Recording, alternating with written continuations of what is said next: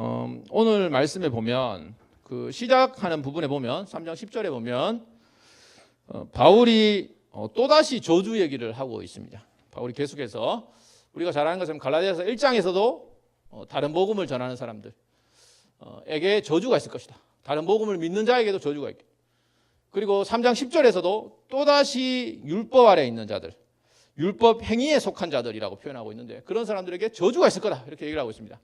물론 갈라디아서 말씀은 갈라디아 교회들에게 뭐 저주를 퍼붓기 위한 건 물론 아닙니다. 우리가 저와 이렇게 말씀을 나누는 건 사실은 뭐 옛날식으로 표현하자면 복을 받기 위해서요. 사실은 기독교회는 복된 종교입니다. 우리가 나누는 건 복음이에요. 하나님께서 우리를 가장 복되고 행복하게 하기 위해서입니다, 사실은. 그런데 하나님의 자녀들은 하나님을 영화롭게 하고 그분을 신뢰하고 그분께 순종할 때 가장 복된 거죠. 예배할 때 가장 복된 거죠. 어쨌든 우리는 뭐 복을 받기 위해서 복된 존재로 부름을 받았고, 그렇게 하기 위해서 예수를 믿는다고 할 수도 있어요. 기복적인 건 아니죠. 우리가 하나님과 상관없이 복이 전부다, 그건 기독교가 아니지만, 우리가 우리 하나님 아버지 외에 누구에게 복을 받겠어요? 우리가 뭐 필요가 있잖아요. 뭐 삶의 문제도 해결하고 싶고 여러 가지 삶에 필요한 문제들이 있어요. 그런 문제들을 해결하고 싶잖아요. 도움을 받고 싶고, 하나님의 백성들은 하나님께 나아가 도움을 구합니다. 그분이 만복의 근원이죠. 그런데 그런 복을 누리기 위해서 바울이 갈라디아 교회 성도들에게 복음을, 이 지금 서신을 썼는데, 그 갈라디아 교회 성도들은 복과 저주를 선택할 그런 기로에 놓여 있고, 그렇기 때문에 바울이 계속해서 지금 저주 얘기를 하는 겁니다. 경고를 하는 거죠. 뛰어난 훌륭한 하나님의 사역자들, 저와 여러분들이 뭐 목장이다, 아니면 뭐 목회자다, 아니면 뭐 교사다, 그러면 사실은 우리는 뭐 좋은 얘기만 하면 좋겠지만 사실 그렇지 않아요. 하나님도 그렇고, 하나님도 저와 여러분들이 잘 되고 복되게 하기 위해서 경고를 하십니다. 복과 저주 가운데 복을 선택해라고 말씀하시는 거예요. 사도 바울도 마찬가지입니다. 사도 바울도 지금 저주 얘기를 자꾸 하는 것은 갈라디아 교회 성도들, 사랑하는 바울이 그렇게 복음을 전하고 세웠던 그 교회 성도들이 위험한 상태인 거예요. 저주를 선택할 수도 있는 상태인 거죠. 그런데 또 그 문제가 굉장히 미묘한 겁니다. 사실 우리가, 사실 저와 여러분들이, 우리 공동체 있어요. 공동체 가운데 우리 지체들 좀 돌아왔으면 좋겠어요. 지체들이 만약 나오지 않는다 그러면 이제 걱정되잖아요. 왜 교회를 나오지 않을까? 그러면 걱정하고 기도하고 뭐 염려하지만, 사실은 갈라디아 교회의 문제는 사실 그게 아닙니다.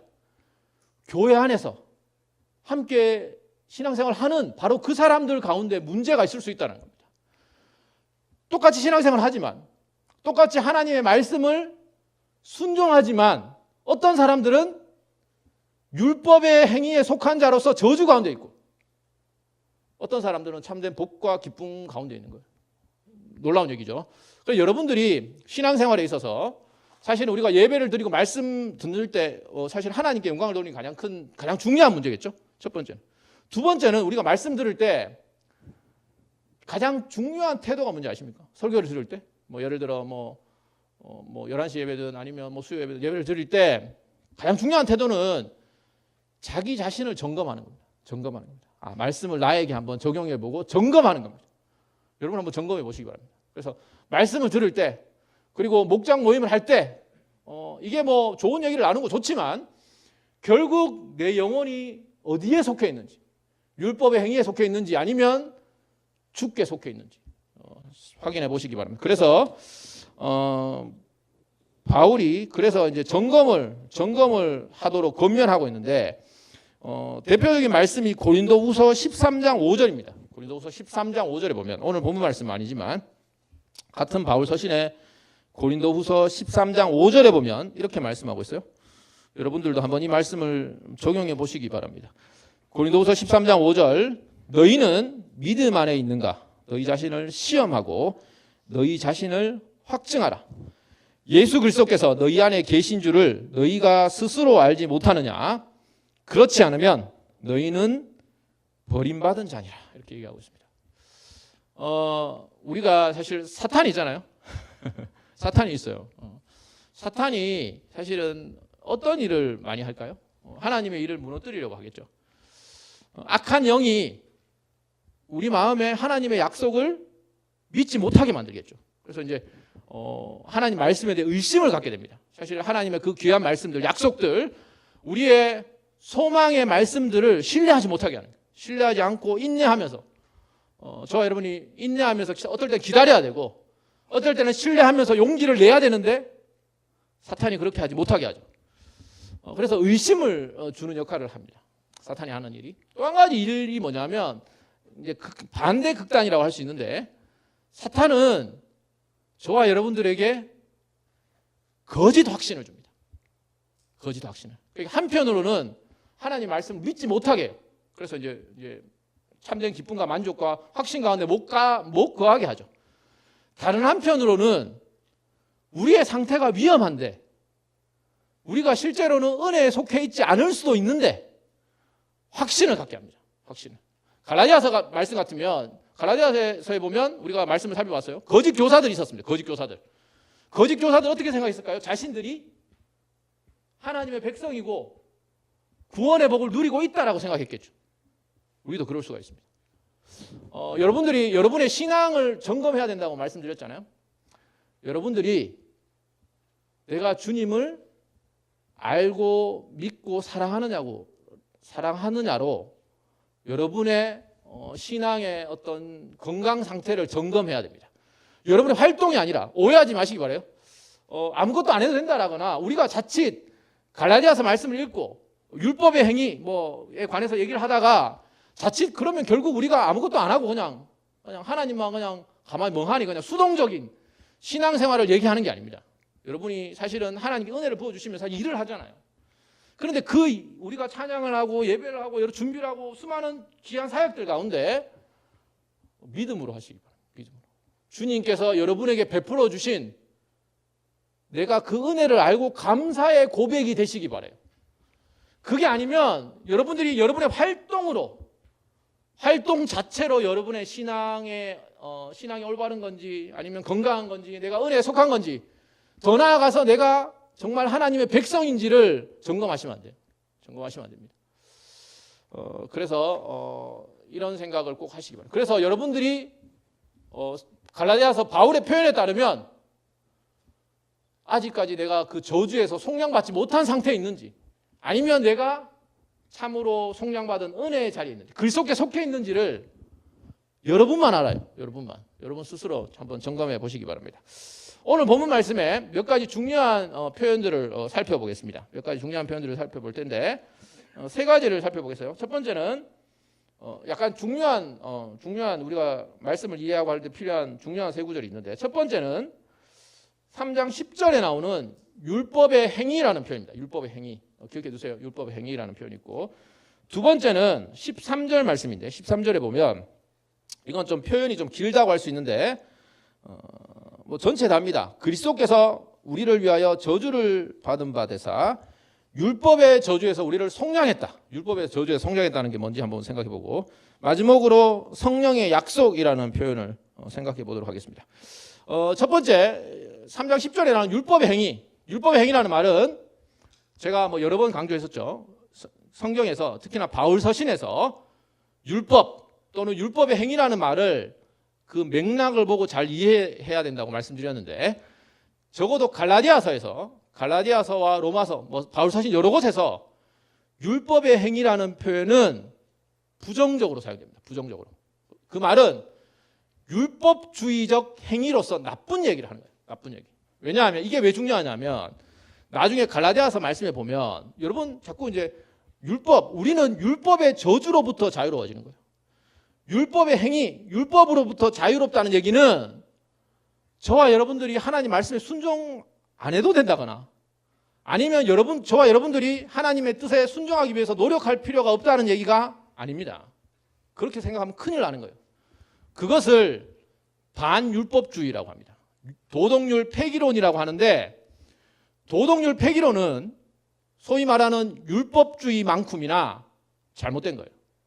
결국 우리가 신앙생활 하잖아요. 그래서 신앙생활 하는 가운데 우리가 주님을 믿고 하나님 은혜를 받아서 주님을 사랑하면 우리의 삶의 방향은 하나님의 말씀을 지키는 방향으로 갑니다.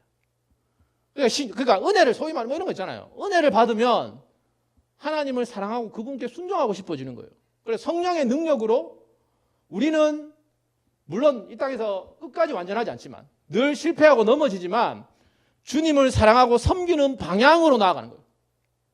이게 굉장히 중요한 겁니다. 여러분 신앙을 점검해 보세요. 여러분이 복음을 알고 있잖아요. 여러분이 뭐 주일학교도 듣고 중고등부도 듣고 청년부 와서 듣고 있잖아요. 결국 그 은혜의 복음이 여러분들로 하여금 더 내 자신을 신뢰하지 않고 주님을 사랑하게 만들고 있습니까? 여기서의 율법의 행위는 율법주의적인 내 자신의 능력과 힘으로 하나님께 인정받고 싶은 그런 태도와 마음을 얘기하는 겁니다. 아마 여러분들 가운데 더 이상 교회나 신앙생활에 제가 별로 화내면서 나쁜 얘기를 하려는 건 아닙니다. 나쁜 얘기를 하면 부활절날 이렇게 좋은 날 좋은 얘기를 하고 싶은데 좋은 얘기예요. 그러니까 여러분들 점검해 보시라고요. 점검해 보시라고. 여러분 안에 그리고 여러분이 신앙의 방향에 있어서 내가 뭔가를 성취하고 이루어야 되겠다. 아니면 더 이상 교회에서 내가 성취하고 이룰 것이 없기 때문에 더 이상 기대 없이 소망 없이 살아갈 거냐. 두 극단 다 잘못됐다고요. 주님을 바라봅시다. 저와 여러분. 주님을 바라보고 주께서 주시는 마음과 뜻대로 그리고 우리가 더 주님을 사랑하고 섬기고 싶으니까 하나님께 은혜를 구해서 우리가 주님을 더 사랑하고 알게 해달라고 그렇게 구하시기 바랍니다. 여기서 말하는 율법의 행위는 자기 자신을 의지하는 거예요. 율법의 행위. 그러면 율법의 행위에 속한 자들은 3장 10절에 따르면 저주 아래 있다고 얘기를 하고 있습니다. 저와 여러분들이 우리의 행위와 우리의 수고와 노력으로 하나님께 인정받고 싶다. 그러면 우리는 굉장히 위험한 상태에 있는 겁니다. 지금 저와 여러분들은 그렇게 되면 왜 이게 위험한 상태냐면 저와 여러분들이 율법의 행위로 우리의 율법의 순종으로 하나님께 인정받고 싶으면 어떻게 해야 되냐면 율법을 3장 10절에 있는 것처럼 다 지켜야 돼요. 내가 율법을 하나님께 인정받고 싶다. 그러면 여러분이 모든 하나님의 말씀에 기록된 모든 명령을 항상 늘 하나도 빠짐없이 지켜야 됩니다. 그렇게 할 수 있는 사람은 아무도 없어요. 아무도 없고 저와 여러분들은 본성상 부패했기 때문에 그렇게 하지 못합니다. 그래서 누구나 율법에 비춰봤을 때는 저주 아래 있는 거죠. 저주 아래. 하나님 말씀을 지킬 수 없으니까. 저주 아래 있습니다. 그런 저주에 있는 우리들을 건지기 위해서 예수님께서 오신 거예요. 다른 게 아니라. 그게 바로 3장 13절 말씀이죠. 예수님께서 우리를 위하여 율법의 저주를 감당하신 겁니다. 그래서 우리에게 더 이상 정죄가 없는 거예요. 여러분 오늘 부활절이잖아요. 사실 매주가 부활절이죠. 우리 매주마다 예수님께서 죽고 부활하시고 그래서 우리에게 생명을 주시고 하나님께 우리가 부족하고 연약하지만 믿음으로만 예수 그리스도만 신뢰하면 저와 여러분이 어떤 상황과 형편과 상태에 있더라도 하나님께 용납해 주십니다. 우리가 진실해서가 아니고 사실은 예수 그리스도 덕분이에요. 예수님께서 저와 여러분들의 죄를 위해 죽으셨습니다. 죽고 부활하셨어요. 부활하셨다는 얘기는 뭡니까? 하나님께서 예수 그리스도의 그 구원의 사역을 100% 완벽하다고 인정하신 거예요. 그래서 우리가 예수 그리스도를 믿으면 율법의 저주가 아니라 참된 복과 기쁨을 누릴 수 있는 겁니다. 더 이상 우리의 행위를 의지하는 게 아니고 예수만 의지하면 됩니다. 여러분 예수만 의지하면 됩니다. 그리고 우리가 실패하잖아요. 게을러지고 나태하고 실패하지만 여러분 매주 청년부 예배 4월교회 올 때마다 예수 그리스도를 생각하세요. 그리고 다시 시작하세요. 다시 믿음으로 하나님의 은혜 가운데 주님께서 우리를 용납하셨구나 라는 걸 믿으시기 바랍니다. 믿으세요. 부활절이 바로 그걸 보여줍니다. 예수님께서 죽고 부활하셨고 죽음과 사망과 저주를 영원히 끝낸 겁니다. 저와 여러분의 인생에 어려운 일이 많잖아요. 여러분이 젊다 하더라도 조금 덜 젊은 사람도 있겠지만 젊다 하더라도 어려운 일이 많이 경험했잖아요. 그렇지만 여러분이 예수 그리스도를 믿고 있습니까? 하나님이 바로 여러분 편입니다. 여러분을 가장 복되게 하실 거예요. 물론 우리의 생각대로는 아니겠죠. 우리의 생각대로 우리의 관계나 경제적인 문제나 건강의 문제나 우리 가족의 문제나 그런 문제가 우리 뜻대로 되진 않을 수 있겠죠. 일단 구해봐요. 될지 안 될지 일단 구해보라고. 믿음으로. 아까 하나님의 이름을 신뢰하면서 하나님 주께서 그분의 아들을 하나님의 아들을 주셨는데 로마서에 있는 것처럼 다른 모든 것을 주시지 않겠어요? 주신다고요. 그런데도 여러분이 믿음으로 그랬는데도 안 주신다. 하나님의 때가 아니거나 아니면 그것보다 더 다른 하나님의 뜻과 더 큰 복과 유익이 있기 때문입니다. 믿으세요. 그게 바로 예수님께서 율법의 저주에서 우리를 속량하셨다는 얘기입니다. 더 이상 우리 자신의 힘과 능력으로 살아갈 필요가 없는 거예요. 물론 이 하나님 말씀이 우리가 세상이나 TV에서 듣는 내용과 다를 수 있습니다. 다를 수 있지만 하나님의 말씀을 신뢰하기 바랍니다. 그분 안에서 만족하기 바랍니다. 14절 말씀입니다. 마지막으로 14절 말씀에 보면 결국 이렇게 해서 예수님께서 우리를 위해 죽으시고 부활하셔서 우리에게 주시고자 하는 것을 3장 14절에서는 아브라함의 복이라고 얘기하고 있습니다. 아브라함의 복. 아브라함 믿음의 조상이거든요. 아브라함의 여러분 그 창세기 말씀을 한번 생각해 보세요. 아브라함의 복이 어떤 건지. 뭐 여러 가지 뭐 우여곡절이 많았잖아요. 자식을 주겠다 약속하셨고 뭐 아브라함이 그리고 또 불신 믿지 못하고 신뢰하지 못하고 어려운 일을 겪고 말이죠. 고생스러운 삶도 겪고 뭐 자기 아들을 죽여야 되는 상황까지 이루고 막 그런 여러 가지 상황이 있었잖아요. 그렇지만 바로 그런 삶, 그런 상황과 환경, 우리와 동일한 이 땅 가운데 육체와 연약한 가운데 있는 사람이지만 그 가운데서 아브라함은 하나님이 아브라함을 야고보서도 그렇고 창세기의 말씀에 보면 하나님께서 아브라함을 친구라고 일컬으십니다. 하나님께서 저와 우리와 교제하시는 분, 우리는 하나님을 아버지라 부르고 그분을 신뢰하며 그분이 우리의 삶을 인도하시는 그런 복된 삶, 성령의 인도를 받는 그런 복된 삶이기 때문에 3장 14절에서 성령의 약속이라고 얘기하는 겁니다. 성령의 약속 뭐 돈도 안 되고 뭐 이렇게 생각하시는 분은 없겠죠. 성령의 약속은 잘 생각해 보세요. 하나님 아버지가 우리를 가장 사랑하셔서 어떻게 하셨어요? 자기 아들을 주셨잖아요. 죽게 하시고 살리시고 세상을 다스리시는데 그 하나님 아버지께서 성령을 주신 겁니다. 성령 하나님께서 저와 여러분들과 영원토록 함께 있어요. 아들을 주신 것만큼이나 놀라운 일입니다. 여러분, 여러분을 위해서 성령 하나님께서 말구에 나셨잖아요. 가장 비참한 자리에 사셨고 저와 여러분을 위해서 고통당하셨습니다. 여러분을 위해서입니다. 여러분을 위해서 고통당하시고 우리의 죄를 위해서 죽으시고 부활하셨어요. 그게 다가 아닙니다, 여러분. 성령께서는 하나님이세요. 그 하나님께서 저와 여러분과 내주하시면서 우리가 신음할 때 저와 여러분의 신음소리를 들으시고 저와 여러분이 죄를 지을 때 마음 아파하시고요 괴로워하시면서 우리에게 말씀해 주시는 거예요. 그 하나님께서 저와 여러분과 떠나지 않습니다. 여러분 안에 거하십니다. 하나님께서 그분 아들을 주셨고 성령 하나님을 주셨어요. 그래서 우리의 삶을 결국 실패 없이 선한 싸움을 싸우겠지만 믿음의 승리를 반드시 할 겁니다. 그런 복된 자리로 부르셨어요. 그런 믿음을 갖고 사시기 바랍니다. 그 하나님 아버지를 믿고 그 하나님 아버지께서 우리에게 베풀어 주신 그 놀라운 사랑과 은혜와 성령의 약속으로 만족하시는 저와 여러분 됐으면 좋겠습니다. 기도하면 좋겠습니다.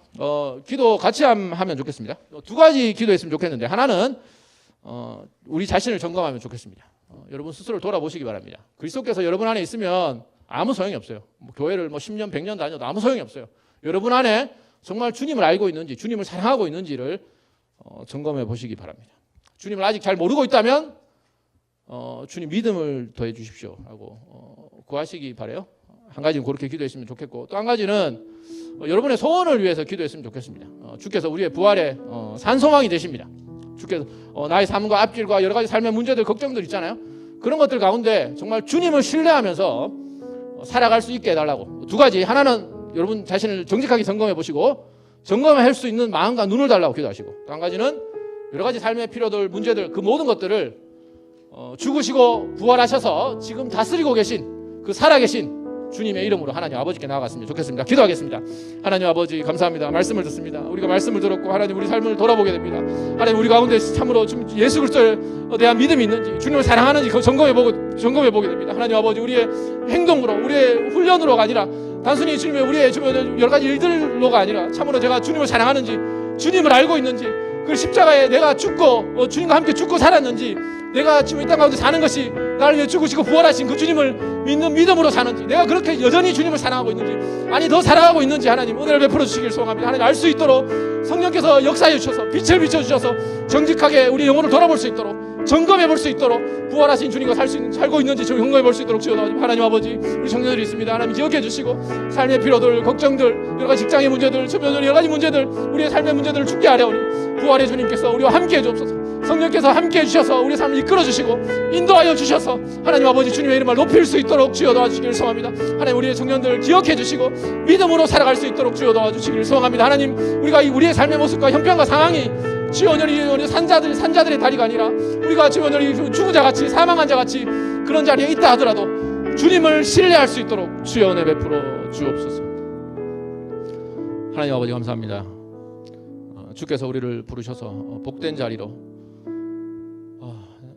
사망과 저주의 자리에서 그리스도께서 우리를 위해 죽으심으로 생명의 자리로, 복과 기쁨과 만족의 자리로, 영원한 기쁨과 평안의 자리로 불러주심을 감사합니다. 하나님 아버지 우리가 주님을 신뢰할 수 있도록 도와주시고, 우리가 여기 많은 청년부 가운데 아직까지 주님을 알지 못하거나 아직까지 확신이 없거나 하나님 은혜를 베풀어 주셔서 그 마음에 빛을 비춰주시고, 하나님 아버지 우리 청년부 공동체가 부활의 주님을 신뢰하고 믿는 가운데 우리의 삶의 모든 문제를 오직 주께 아뢰고 주께서 베풀어 주신 환경과 상황에서 성실하게 최선을 다할 수 있도록 은혜를 베풀어 주옵소서.